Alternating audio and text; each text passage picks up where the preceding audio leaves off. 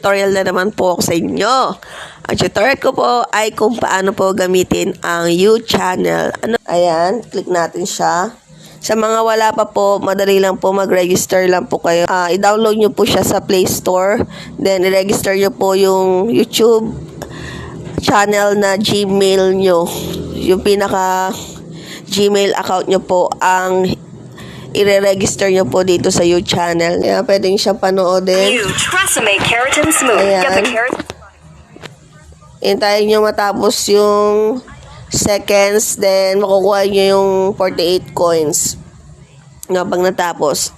Ayan po, no, kung paano po kumuha ng coins. Views po yan, ha. Tapos iba po yung subscribe, likes, no. Sa campaign yun po yung sa pinaka nag-register, no, kung ano pong gusto niya. Kapalit po yun yung coins. It's either naipon mo yung coins or binili mo po yung coins, okay? So, punta na tayo dito. Ito yung account natin, no? Kung mag-i-invite ka ng friends, pwede naman. Ayan. Ayan yung mga nag-register sa... Paano ba mag-invite yan? Kiklik nyo lang itong copy link. Ayan. Pwede nyo na po siyang i-share kahit saan. Tapos, ito yung sinasabi ko sa yung paid. Pwede kayong bumili ng coins. Ayan. VIP account. Ano po ba advantage ng VIP account? So, sabihin dito, naka-paid mode o bayad po kayo, no? Ayan, may certain amount din, no? Pag VIP account, indicate, FQA, rate up, feedback, private policy, tsaka log out. So, paano ba maglagay ng campaign ng ating coins? Kukunin natin yung link. Ayan, click natin tong copy link. Okay? Tapos punta tayo dito sa ating UChannel. Click nyo tong plus sign sa ilalim, sa right side. Yan, choose a goal for your campaign.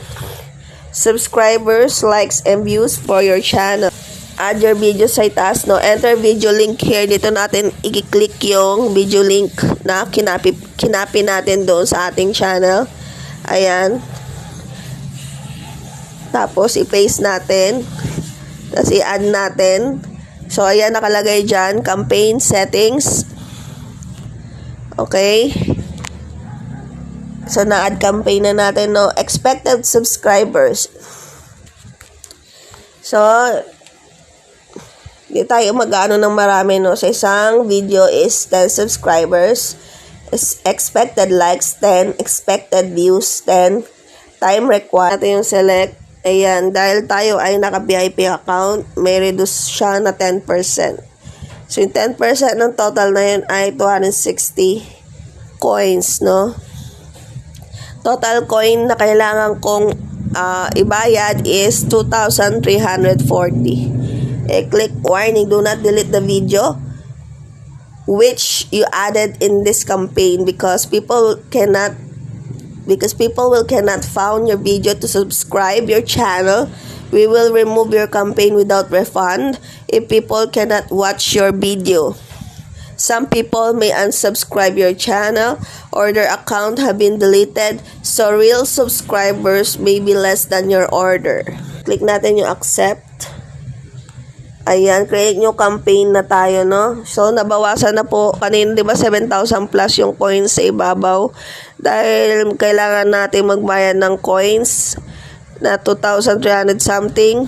Ayan, nabawas siya doon sa ating total coins. So, ang natirang coins na lang natin ay 4,736. So, ganun lang po, guys.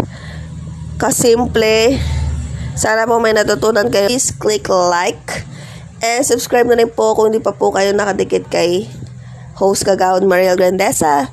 Please hit notification bell para updated pa po kayo sa mga susunod ko pa pong tutorial videos. So this is the end of my vlog.